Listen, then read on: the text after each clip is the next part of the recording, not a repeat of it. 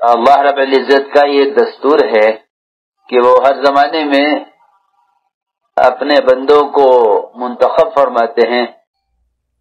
अस्सलामु अलैकुम वरहमतुल्लाहि वबरकातुहू। कैसे हैं आप सब? खैरियत से हैं? उम्मीद है सब खैरियत से होंगे और मैं दुआ गो हूँ कि अल्लाह पाक हम सबको अपने हिफ्ज़ ज़मान में रखे।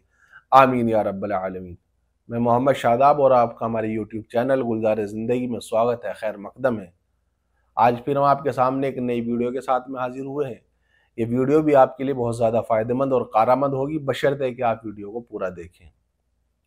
जब आप वीडियो को पूरा देखेंगे तो आपको पूरी बात समझ में आएगी, ठीक है इंशाअल्लाह। तो आइए बिना किसी ताखीर के अपनी बात को शुरू करते हैं। तो अल्हम्दुलिल्लाह, अल्लाह का फजल, अल्लाह का करम कि अल्लाह पाक ने मुझे और आपको मुसलमान ईमान वाला बनाया और जनाब रसूलुल्लाह सल्लल्लाहु अलैहि वसल्लम की उम्मत के अंदर पैदा फरमाया। अल्हम्दुलिल्लाह, इस बात के ऊपर अल्लाह का शुक्र अदा करना चाहिए और दिल के अंदर ये खुशी होनी चाहिए कि अल्हम्दुलिल्लाह हम मुसलमान हैं, ईमान वाले हैं। ये बहुत ज़रूरी और अहम है, ठीक है। तो आइए अपनी बात को शुरू करते हैं। सबसे पहले आप ये वीडियो देखिए छोटी सी, और फिर उसके बाद में मिलते हैं।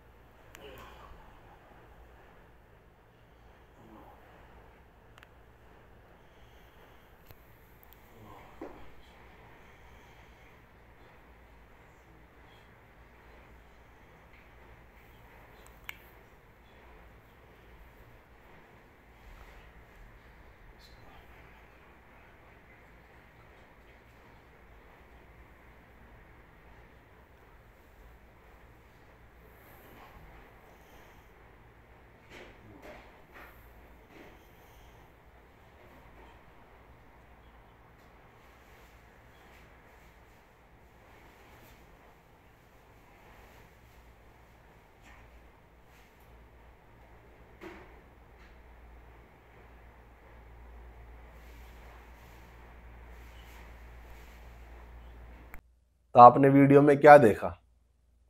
आपने वीडियो में देखा कि एक बंदा नमाज पढ़ रहा है और नमाज किस अंदाज में पढ़ रहा है ये आपको देख करके समझ में आ गया। अब इसको क्या कहेंगे? अक्सर और बेशतर यही सूरत हाल है। हज़रत शेख ने लिखा है फजाइल नमाज के अंदर कि एक बंदा नमाज पढ़ता है, 60 साल से नमाज पढ़ता है, लेकिन उसकी एक नमाज भी कबूल नहीं हुई। क्यों नहीं हुई? कि वो कभी रुकू सही करता है तो सजदा सही नहीं करता, और सजदा सही करता है तो रुकू सही नहीं करता है। तो इसलिए मेरे भाई, नमाज जो है दीन का सुतून है और इस सुतून को हम लोगों ने, मैंने ढा दिया। एक तो मैं नमाज पढ़ता ही नहीं, आपके बारे में मुझे नहीं पता, आप माशाल्लाह सब नमाजी मुत्तकी परहेजगार होंगे, आप सब जो वीडियो देख रहे हैं, ठीक है। मैं किसी के ऊपर जो है वो तानो तशनी नहीं कर रहा हूं, लेकिन इस वीडियो के जरिए से एक मैसेज आप तक ये पहुंचाना चाहता हूं कि अगर मैं नमाज नहीं पढ़ रहा हूं पहले नंबर पे तो ये तो मेरी बड़ी गलती है, लेकिन अगर मैं पढ़ रहा हूं तो फिर मेरी नमाज की सूरत हाल ये है कि फटाफट फटाफट जो है जल्दी जल्दी ऊपर नीचे ठूंगे मारी और चलो ये नमाज खलास हो गई। हालांकि जो बंदा नमाज को बुरी तरीके से पढ़ेगा तो नमाज उसको बद्दुआ दे के जाती है कि अल्लाह तेरा नाश करे, अल्लाह तुझे बर्बाद करे जैसे तूने मुझे बर्बाद किया है। और जब बंदा नमाज को नमाज की शराइत के साथ में, नमाज के आदाब के साथ में नमाज को अदा करता है तो फिर वो नमाज दुआ दे के जाती है जैसे तूने मुझे आबाद किया, अल्लाह तुझे आबाद करे।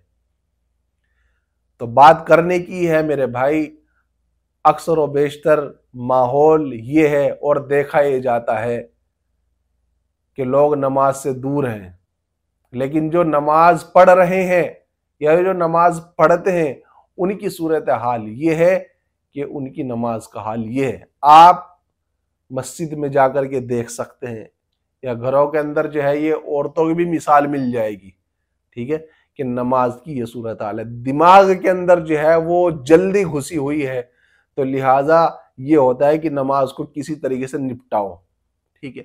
तो उस निपटाने के चक्कर में बंदा जो है जल्दी जल्दी जल्दी, मुझे नहीं पता कि वो कौन सी स्पीड के साथ में कुरान की तिलावत करता है नमाज के अंदर, ठीक है। चंद जो है वो 4 और 5 मिनट में तो नमाज ठीक ठाक बंदा अदा कर लेता है, लेकिन 1 मिनट के अंदर 4-4 रकतें पढ़ने वाले भी लोग हैं, है ना।